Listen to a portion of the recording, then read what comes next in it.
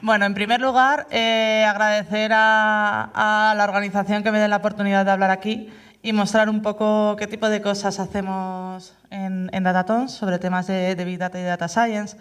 Sé que es sábado, sé que es temprano, que algunos todavía estamos con el café que nos está haciendo efecto, pero mi intención es que salgáis de aquí con un overview de qué es esto del Big Data, qué es esto del Data Science, qué tienen que ver y un poco los jugadores que hay ahora mismo dentro del mercado, ¿no?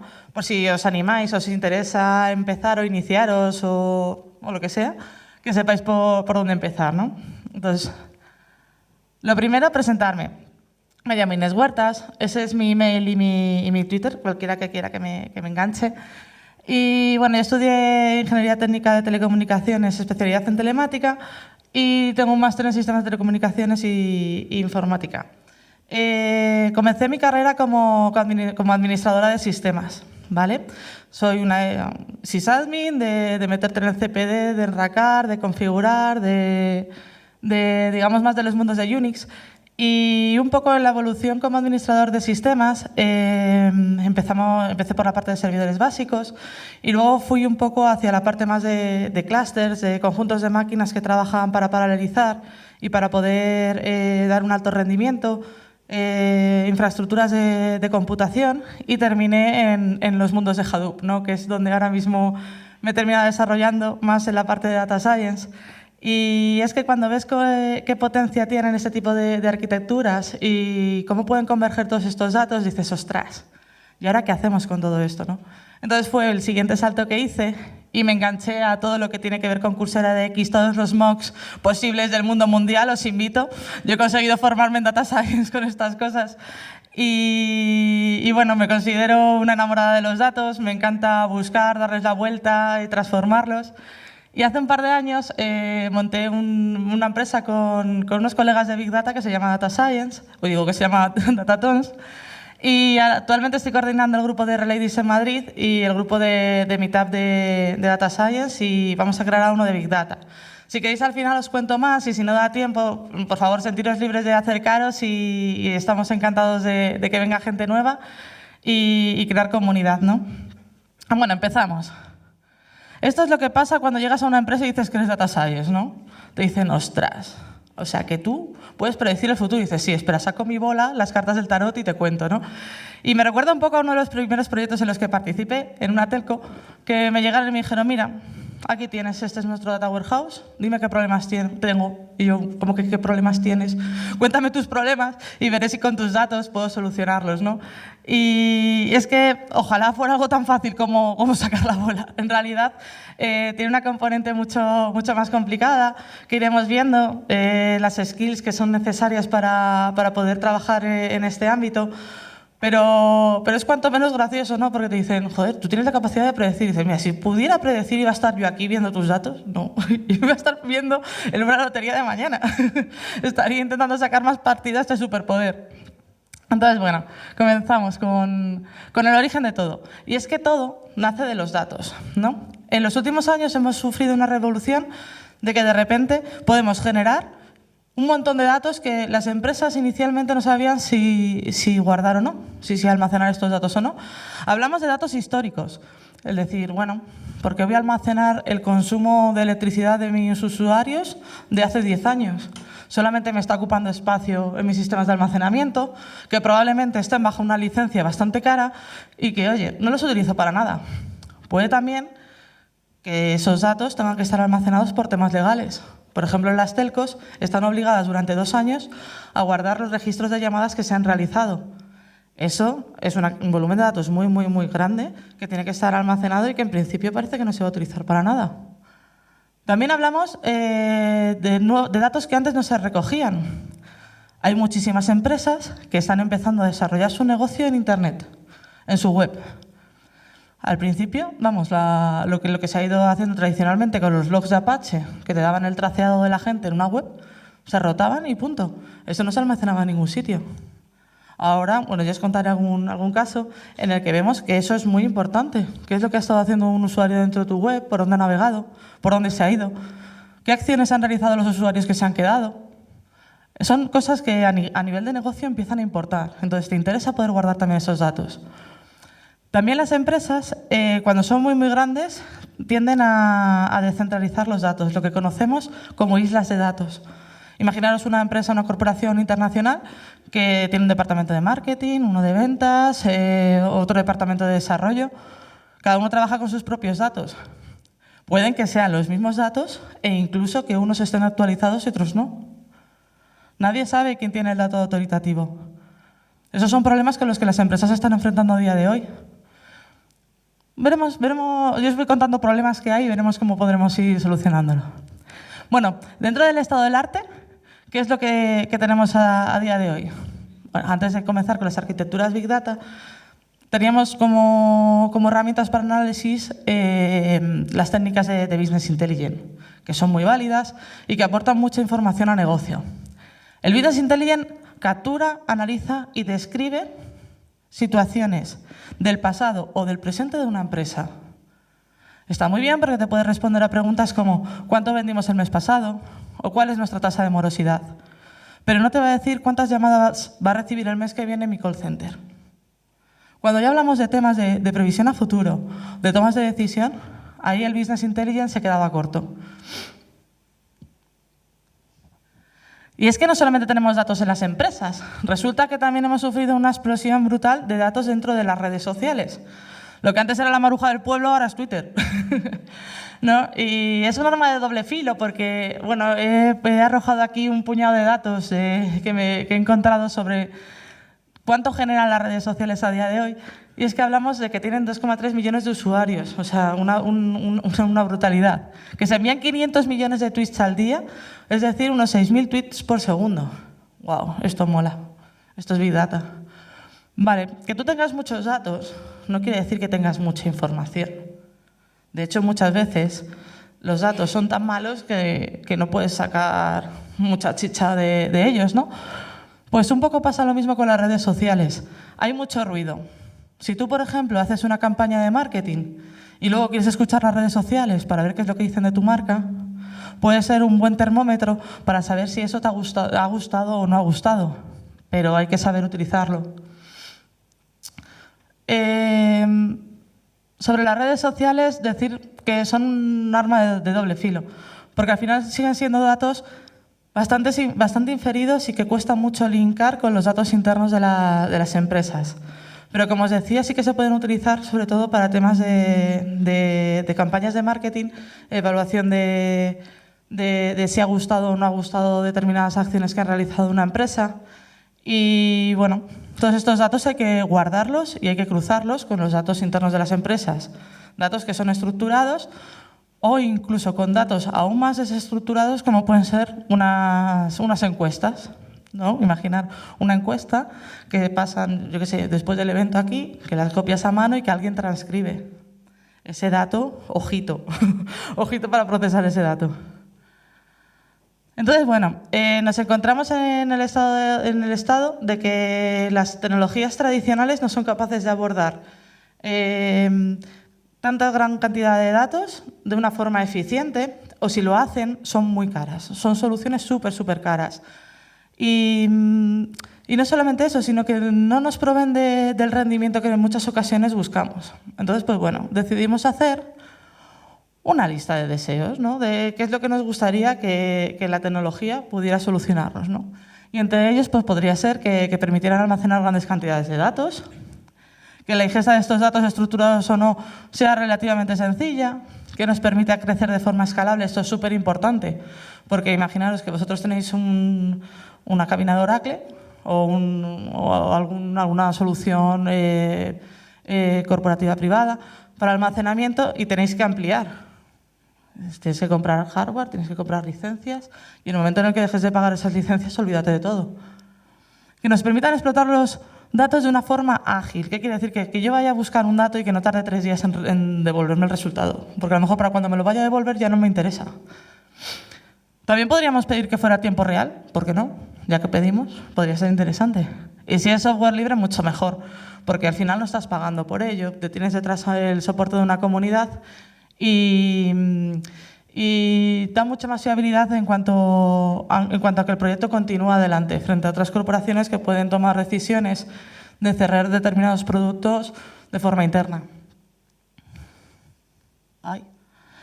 Bueno, pues bajo esta situación observamos que las plataformas Big Data como Hadoop sí que nos resuelven este tipo de problemáticas, ¿no? Tienen capacidad de almacenar grandes cantidades de datos, tienen tolerancia a fallos. No quiero meterme mucho a nivel técnico de cómo funciona Hadoop, pero para que tengáis una pincelada, por defecto, en Hadoop cuando almacenas un dato, tienes un mínimo de nivel de réplica de 3. ¿Qué quiere decir? Que el mismo dato se almacena en 3 nodos distintos. ¿Qué quiere decir? Que si se te va uno de los nodos, porque por lo que fuera desaparece o se corrompe, tienes 2 copias de ese dato en otras máquinas distintas. Por lo tanto, es un sistema bastante seguro en cuanto a tolerancia a fallos. Es de bajo coste, es software libre. Lo podéis instalar donde queráis, lo podéis bajar, lo podéis instalar en vuestra casa, en el PC que tenéis en la ventana. Es escalable, permite ampliar únicamente añadiendo nodos a un clúster. Estos nodos, además, no tienen por qué ser heterogéneos, pueden ser con diferentes características y funcionar a diferentes ritmos, y eso da mucha flexibilidad. Además, aporta un gran ecosistema de herramientas para su explotación. A día de hoy, no sé si conocéis el ecosistema de Hadoop, pero es una barbaridad. Al principio empezaban con unos cuantos logos, pero es que ahora ya es toda la pantalla, ya ni lo pongo. Lo más importante, que permite integración con herramientas de usuario clásicas, ¿vale? Con Qlik, con herramientas de explotación de datos tradicionales como BI, Provee de SQL, en fin, cualquier cosa que queráis hacer va a tener integración seguro. Y lo más importante de todo, cómputo distribuido, ¿vale? No es tanto la capacidad de almacenamiento, sino que puedas distribuir un cómputo a través de varias máquinas, porque ese nivel de paralelismo es lo que te va a dar tiempo y es lo que te va a facilitar hacer otra serie de operaciones, como pueden ser las que vamos a necesitar para temas de Machine Learning. Vale, un poco como resumen, hasta ahora hemos visto que tenemos una gran cantidad de datos, que las tecnologías anteriores no nos podían valer y que tecnologías como el Big Data sí que nos solucionan este tipo de necesidades. Esta foto me gusta mogollón, ¿no? Siempre la pongo en mis charlas porque me parece muy representativa. ¿Recordabais que antes os decía que las empresas tienen islas de datos y que al final cada una de ellas está trabajando con sus propios datos, ¿no? Y es un poco lo que aparece en la imagen, ¿no? Joder, cada una de las personas puede ver el morro, puede ver la trompa del elefante y decir, esto es una serpiente, ¿vale? A lo mejor en la pequeña foto puede parecer una serpiente. O yo que sé, otro ve en la pierna y dice, es un árbol, ¿vale? Pero cuando ves la foto grande te das cuenta de que ni es una serpiente ni de que es un árbol, que es un elefante. Es un poco lo que pasa cuando hasta ahora no hemos conseguido mezclar todos estos datos en un único sitio para poder explotarlos. Y por eso es importante poder explotarlo de forma conjunta, porque de nada te sirve tenerlo almacenado si no los puedes analizar de forma global. Bueno, y ahora vamos a ver qué es lo que hacen los data science, ¿no? Bueno, no sé si es muy popular el tema de que un data science tiene que saber de informática, de programación, de estadística, de tal. Sí, tiene que saber, no tiene que ser experto, pero es bueno, ¿no? Una de las principales patas que debe soportar un data science son las skills de técnicas estadísticas y matemáticas. ¿Por qué? Porque a partir de estas técnicas son capaces de extraer patrones y tendencias dentro de los datos. Además, también tiene que saber poder implementarlo. Es decir, bueno, yo quiero aplicar una técnica matemática sobre un conjunto de datos y eso lo tengo que traducir en códigos de programación. Entonces tiene que ser relativamente versado con la programación y sobre todo con la transformación del dato. Además, tiene que ser capaz también de ver las oportunidades de negocio. De nada te sirve tener una analítica espectacular si no eres capaz de enseñarlo o de mostrarlo. Y esta skill no se divulga tanto dentro del mundo del data science, pero a mí me parece muy importante, ¿no? Porque, lo que os decía, puedes conseguir información muy valiosa de un conjunto de datos que si no eres capaz de representarlo para negocio, si no eres capaz de hacer una visualización correcta, transmitir el mensaje de una forma sencilla, no vas a conseguir nada. Y también la parte del storytelling, es decir, bueno, contar historias. Al final contamos historias, ¿no? ¿Qué es lo que pasa dentro de un conjunto de datos? Vale.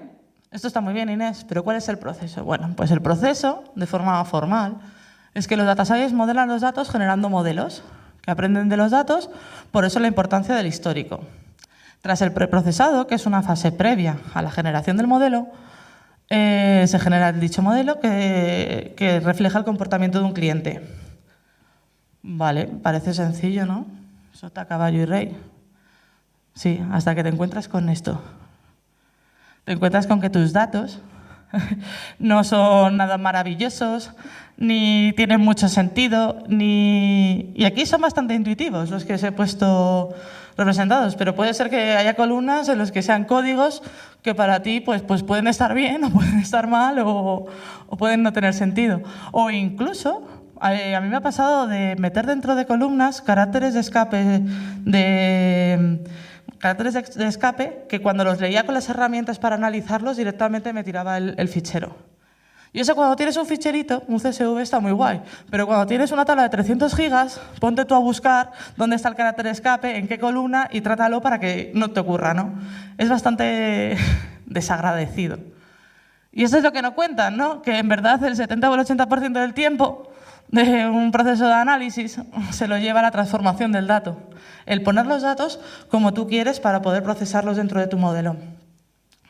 Aquí he puesto algunos ejemplos de temas de acentos, formatos de fecha, en fin, es bastante locura. Yo intento huir un poco del dato desestructurado porque no, o cuando el dato no proviene de una base de datos que digas, bueno, parece que es bastante fidedigna, pero no, dices, va a ser un dolor de cabeza, va a ser un dolor de cabeza seguro. Bueno, una vez que tenemos nuestro dataset limpito, nuestro conjunto de datos procesados, necesitamos construir el modelo, ¿vale? A grosso modo, el modelo, las fases que tiene es que divides el conjunto de datos en un set de training y otro de test.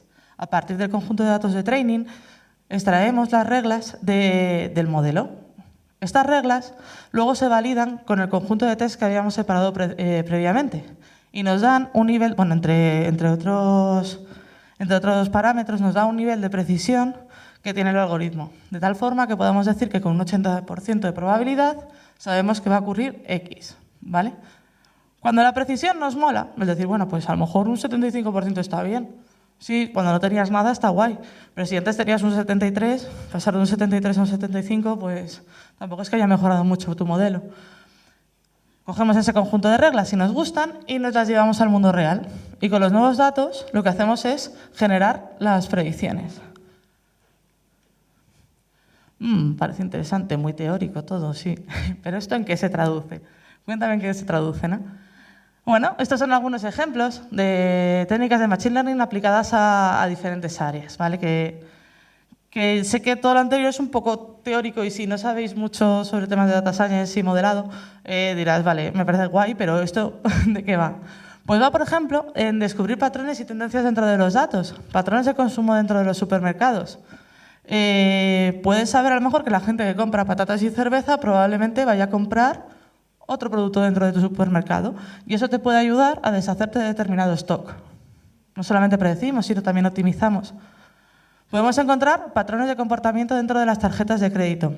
Las tarjetas estas de fidelización, mucho cuidado, mucho cuidado con ellas, porque se puede sacar una cantidad de información sobre nosotros para saber qué nos gusta y qué no nos gusta, increíble. También podemos aplicar técnicas de Machine Learning para la toma de decisiones. El problema clásico, la concesión de hipotecas.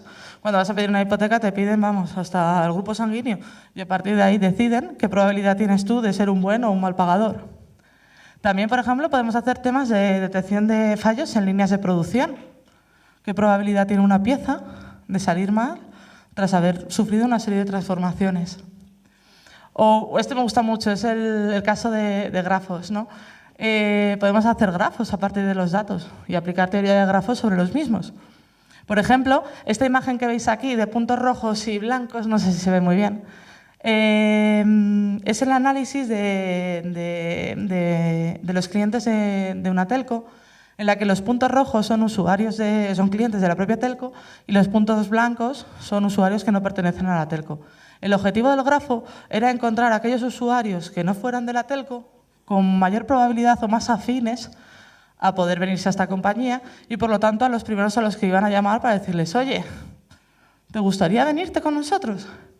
Entonces, hicimos el grafo, el punto rojo del centro es el teléfono de atención al cliente, que además se ve en proporción del número de llamadas que recibe. Entonces, se puede ver que lo que nosotros buscábamos eran aquellos puntos blancos, los clientes que no pertenecían a la telco, con mayor convergencia de aristas de puntos rojos, porque son usuarios que no son de la telco, pero que tienen o reciben muchas, o sea, que hacen o reciben muchas llamadas de clientes que sí que lo son. Y de esta forma sí que podíamos detectarlo.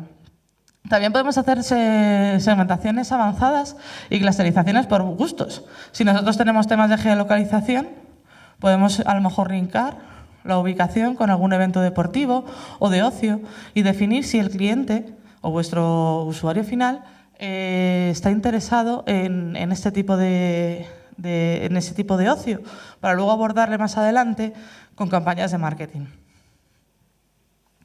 Otras cosas que podemos hacer es predecir una detección precoz de situaciones, la detección de casos de CHAM. Esto está súper de moda, sobre todo en las compañías, porque se han dado cuenta de que es mucho más caro ir a buscar a un nuevo cliente que retener a uno que ya tienes. Entonces, ahora lo que están haciendo es detectar aquellos casos y qué patrones siguen aquellos usuarios que abandonan la empresa. Es decir, bueno, caso súper obvio. Yo, por ejemplo, si se me acaba el contrato de permanencia con mi operador de telefonía y le llamo al teléfono de ayuda y le pregunto, oye, dame un móvil nuevo, que estoy viendo que las nuevas altas sí que se lo estoy regalando, y te dicen, no, lo siento, eso es solo para las nuevas altas, pues según cuelgas, yo estás llamando a la competencia para que te haga una oferta. A ver, esto es un caso muy obvio, ¿no? Pero hay un montón de patrones que podemos encontrar dentro de los datos relacionados con esto. ¿Con qué fin? Con interceptar al cliente antes de que abandone. También se hace mucho en las páginas web. Es decir, bueno, si un usuario, si observas que, no sé, una cantidad importante de los usuarios que entran en tu web van al home. Después del home se van a quiénes son. Intentan comprar algo, cargan cosas en el carrito, pero no terminan de ejecutar la compra. Al final miran las condiciones de entrega y se van. Dices, ostras, es que hay un porcentaje muy alto de usuarios que están haciendo eso. A lo mejor debería revisar todas esas secciones, debería hacer ese trazado para ver qué es lo que hacen, qué es lo que ven, para que no terminen de comprar. O a lo mejor, si estoy viendo que un usuario está siguiendo esos patrones, interceptarle antes para que no se vaya diciéndole, tienes un 10% de descuento. Intentar retenerlos. ¿Por qué? Porque te está costando mucho llevar a un cliente a tu web y luego no estás haciendo nada por evitar que se vaya. Es otro tipo de casos de churn que también se puede hacer. Estimaciones temporales, también conocidas como forecast. Podemos hacer una estimación temporal de cuántas llamadas va a recibir nuestro call center. ¿Por qué? Porque a lo mejor en función de eso contrato más o menos personas para atender el teléfono. Hay muchas de estas analíticas que tienen un ROI directo sobre negocio. Es decir, saber cuántos usuarios voy a tener yo, cuántas llamadas voy a recibir, para saber cuánta gente tengo que contratar, se traduce directamente en pasta. Y esto es lo que las empresas quieren oír. Quieren decir, tradúceme muchas veces qué impacto tiene parte de lo que tú vas a hacer en mi negocio. También, por ejemplo, sistemas de recomendación. Estos sistemas de recomendación súper conocidos, seguro que a todos nos han intentado vender un cuaderno como otro que ya compraste. O otros usuarios como tú también vieron tal, ¿no? O campañas de marketing. Ahora quiero hablaros de un caso de analítica basado en tratamiento de imágenes para Smart Cities. Es un paper que hemos aplicado para un congreso de Smart Cities el pasado mes de febrero. Básicamente, lo que hicimos fue recopilar imágenes cada X minutos de una cámara que está abierta, está colgada en Internet, que está grabando una zona de Madrid. En concreto está aquí grabando Callao. Y sacar una foto cada 12 minutos. De hecho, bueno, esta foto es de Navidad, podréis ver que está el arbolito ahí puesto, ¿no? Luego, construir un modelo que detecte a partir de dichas imágenes el porcentaje de gente que aparece en ellas. Es decir, bueno, hay un 80% de ocupación dentro de la imagen, hay un 25%. Todo esto por horas. ¿Para qué? Para al final compararlo con la frecuencia de los transportes públicos de dicha zona y el siguiente paso, llegar a realizar una autogestión de estos recursos, es decir, bueno, yo tengo unas líneas fijas de transporte que pasan por determinadas zonas, pero hay otras que son variables, variables en función de la afluencia, y de esta forma optimizar los recursos. ¿Cuáles fueron los datos que utilizamos para la analítica? Bueno, teníamos aproximadamente un mes de imágenes, más o menos capturadas cada 12 minutos. Y nos salían unas 1000 imágenes, hicimos un web scraping que se descargaba estas imágenes y luego aplicamos una red neuronal con pocas capas porque no teníamos muchos datos, ¿vale? Pero aún así conseguimos una precisión de un 80%, es decir, teníamos un algoritmo que era capaz de forma automática detectar con un 80% de probabilidad el porcentaje de ocupación que había en la imagen. Y luego lo comparamos con la frecuencia de los autobuses y nos salen estos dos bonitos heatmap. Este primero es la frecuencia de los autobuses. Las zonas rojas indican mayor frecuencia, las zonas amarillas menor frecuencia, al igual que en el heatmap de al lado, que es el porcentaje de ocupación de la zona. Como veis, la frecuencia de los autobuses más alta cubre toda la zona de actividad, digamos, de mayor ocupación, pero aún así se excede. ¿Qué quiere decir? Que a lo mejor podríamos gestionar de una forma dinámica, con técnicas de este estilo e integrándolo en sistemas de Big Data, mucho mejor los recursos que aparentemente están desaprovechados en cuanto a frecuencia de autobuses. Bueno, y así tenemos la receta del Big Data. Es una receta rica y para toda la familia, ¿no? Como diría. Pero podéis ver que los ingredientes son muy variados y que cuando hablamos de Big Data y Data Science no es abordable por un único perfil. Necesitas desde gente que te levante los clústeres de servidores, que te los administre, que un arquitecto Big Data que te lo despliegue, perfiles que se dediquen a la integración de sistemas, a la integración del dato, perdón, y uno o dos data science que te exploten esos datos. O sea, necesitas la receta de tu vida para poder hacerlo. Vale, y ya hemos contado qué es el Big Data, qué cosas podemos hacer con temas de Machine Learning, y ahora vamos a ver cuáles son las principales herramientas que hay en el mercado para explotar esos datos, ¿no? Esta es una comparativa, sé que hay un montón, sé que alguno me diréis, ¿cómo no has puesto? Son las principales, chicos. Luego discutimos más si queréis. Las he dividido principalmente en dos, en open source y herramientas privadas. En la parte de open source tenemos a R y a Python. R es inicialmente del ámbito de la investigación y de las universidades y ahora se está empezando, bueno, lleva ya un tiempo en el que gracias a una fuerte comunidad que tiene detrás se está desarrollando como lenguaje dentro de las empresas también. No es muy amigable en cuanto a la programación, pero es cierto que es muy potente. Es como intentar construir, es como que te dan un palo y una piedra para construir una catedral. Puedes hacerlo, sí, pero es un esfuerzo tremendo. Luego, por otro lado, tenemos Python, que es un lenguaje un poco más de propósito general y que llegó un poco más tarde al mundo del Machine Learning frente a otros como, por ejemplo, R, pero parece estar convirtiéndose en un estándar en el que todos convergen. Todas las tecnologías y todas las empresas que generan librerías siempre te dan un conector a Python o te dan unas librerías que traduzcan a Python. En la parte más privada tenemos a SAS y a SPSS. SAS es una herramienta propietaria muy extendida en el ámbito privado, históricamente utilizado sobre todo para la parte de reporting dentro de las empresas y tiene una gran usabilidad para quienes no tienen conceptos de programación, porque es en plan de cajitas, arrastrar, en fin, mucho más sencillo. También es cierto que está más limitado. Al igual que SPS, que también es una herramienta propietaria y que viene sobre todo asociada a las suites de Machine Learning de Python, de IBM. También tiene una gran usabilidad para aquellos que no tengan conceptos de programación. Vale. Esto está muy bien, tenemos un montón de herramientas, pero claro, no es lo mismo aplicar una técnica de Machine Learning a un CSV que te ocupa 200 megas que una tabla que tiene medio tera. ¿Por qué? ¿A alguien le suena este error? Bueno, si no habéis trabajado con temas de Machine Learning, los data scientists desayunamos RAM, básicamente. Nos encanta la RAM. Todo lo que podamos subir a RAM, perfecto, cuando estamos trabajando en local. Pero claro, nos vemos muy limitados en el sentido de que pues, técnicas tradicionales que valen para trabajar en un servidor o en tu propia máquina local no nos vale cuando los datos se convierten en algo más grande. Y es que cuando los problemas son distintos, tenemos diferentes soluciones. Y esto es algo que debemos asumir, que cuando quiero hacer una operación en un entorno con pocos datos no va a ser igual que cuando tenemos muchos.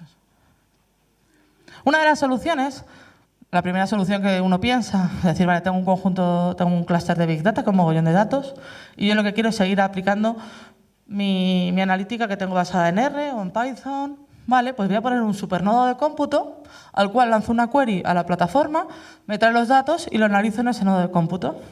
Sí, es viable, no tienes que hacer prácticamente nada, porque ya tienes la analítica hecha. En vez de estar apuntando a un CSV, que apunte a HDFS o que apunte a Hive, que son los conectores al sistema de ficheros y a la base de datos de Hadoop, y que me traiga los datos. Sí, pero no has resuelto el problema. Tu problema sigue estando en que si el dato es más grande, no vas a tener otro nodo de cómputo más grande. Aparte de que los costes aquí se te van, porque prácticamente un nodo de cómputo es RAM y eso es caro. Vale, vamos a pensar un poco. Si yo tuviera este problema, ¿vale? Tengo un ficherito en el que aparece la fecha, la temperatura y el porcentaje de lluvia, ¿vale? Y yo quiero saber la temperatura media en junio. ¿Cómo lo haría? Esto es un pseudocódigo, ¿vale? Pues cogería y buscaría aquellas fechas que corresponden al mes de junio, iría metiendo una variable de sumatorio de suma, de sumatorio de temperaturas, todos los valores que correspondan a junio, y luego haría el promedio. Parece sencillo, ¿vale? No es un problema muy complicado. Vale, estamos utilizando un fichero en un servidor. Si yo ahora tengo dos servidores, una posible aproximación podría ser algo de este estilo.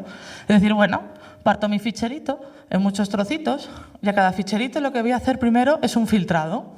Voy a filtrar por la fecha del mes de junio y luego, como el resultado es mucho más pequeño, seguramente me lo voy a poder llevar a uno de los servidores y hacer allí el resto de la operación restante.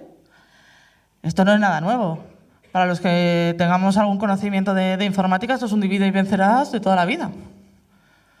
Pues chicos, esta es la filosofía MapReduce en la que se basa Hadoop, ¿vale? No es algo muy complicado para operaciones sencillas, pero cuando las operaciones se complican, sí que lo es. Entonces, en Hadoop tenemos por un lado el almacenamiento distribuido, que es HDFS, y luego tenemos cálculo distribuido, que era una de las cosas que nos interesaba, el poder tener un MapReduce. Vale, pero joder con el MapReduce. Esto es un MapReduce en Java para hacer un word count. Un word count viene a ser como el hola mundo, ¿vale? Cuando te inicias en el tema del MapReduce. Y es un problema que lo que intenta es contar el número de veces que aparece una palabra en un texto, ¿vale? Escrito en Java. Yo no lo he hecho nunca, ¿vale? Yo trabajo con MapReduce. Yo cuando vi esto dije, en serio, tiene que haber una alternativa, tiene que haber algo mucho más fácil. Y lo hay. Si nos vamos a otros lenguajes, tanto R como Python han sacado funciones que te permiten hacer mappers y reducers que te permiten paralelizar de una forma mucho más sencilla. Como veis, este código no tiene nada que ver con el anterior. Luego nos meteremos en si es más o menos entendible o tal, pero desde luego es mucho más friendly. Vale, Inés, eso está bien, mucho más friendly, pero me estás diciendo que voy a tener que coger todos los algoritmos basados en árboles de decisión, en redes neuronales, y picarme un MapReduce para poder implementarlos. Que sí, que eres muy optimista, pero que no mola, no mejora. No hace falta, chicos. Cuando tenemos que hacer este tipo de cosas, podemos utilizar otras herramientas del mercado como Spark o H2O. Tanto Spark como H2O te abstraen de un nivel de programación de MapReduce muy básico, de tal forma de que cuando tú estás programando o desarrollando no tienes la sensación de estar trabajando en un entorno distribuido, por la filosofía que tienen. En el caso de Spark, viene ya con una serie de librerías de Machine Learning, te abstrae mediante una serie de funciones y puede programarse en Scala, en Java o en Python. También permite el desarrollo, es más ad hoc si quieres meterte dentro, es decir, puedes quedarte en un nivel muy alto o puedes verle las tripas y hacerlo tú a mano. Luego, por otro lado, está H2O, que es algo que llevan ya un año y algo que está muy de moda, que dispone también de librerías de Machine Learning que pueden utilizarse dentro de Cluster Hadoop. Y es mucho más chulo para aquellos que no tengáis muchas destrezas en programación porque tiene una interfaz gráfica desde la cual puedes aplicar todos los algoritmos. Y eso está bastante guay. Luego también tiene conectores para que lo programes en Scala, en Python, en R y los puedas seguir integrando. Bueno, chicos, y esto es todo. Sé que han sido muchas cosas. Espero que os haya gustado y que os hayáis enganchado un poquillo a este mundo. Para todo aquel que quiera saber más, os invito a que vengáis al Meetup de R-Ladies, ¿vale? Que hacemos aquí en Madrid, y al Meetup de Data Science Madrid. Si queréis contarnos algo o si queréis aprender o bueno, por curiosidad. Así que muchas gracias.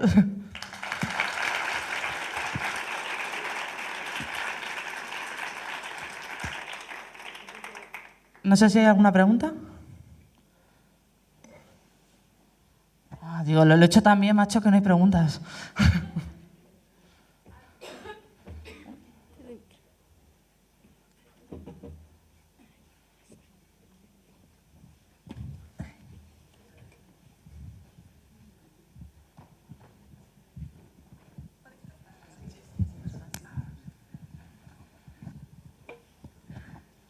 Hola, vale.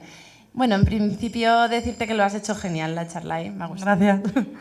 Dices que nos podemos instalar Hadoop en nuestro ordenador de casa. Pero todo esto, si quisiéramos iniciarnos en casa, ¿podemos realmente con todos los datos que hay que manejar? Te explico. Tú podrías iniciarte en casa instalándotelo, por ejemplo, en una máquina virtual, ¿vale? Para que toquetees, para que vea cómo va el MapReduce por debajo, cómo funciona su sistema de archivos. Puedes hacer todo eso, ¿vale? Lo que pasa es que el volumen de datos que vas a manejar va a estar limitado a lo que tú tengas en tu propia máquina. Pero es un primer paso para que te familiarices. Entonces creo que sí que puede, vamos, es posible y de hecho yo alguna prueba sí que comencé por ahí. Vale, pues muchas gracias. Nada. ¿Más preguntas? Bueno, ha quedado todo muy claro entonces, ¿no? Bueno, chicos, que disfrutéis del día.